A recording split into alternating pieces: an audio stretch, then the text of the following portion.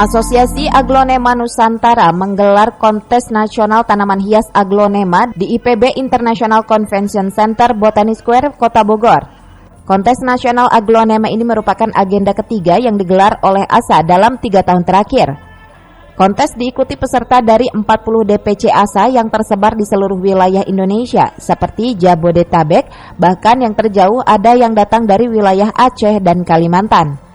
Pada kontes nasional kali ini ada 2 kategori yang diperlombakan, yakni kategori umum terdiri dari kelas juvenil, tunggal dewasa, dan majemuk atau rumpun.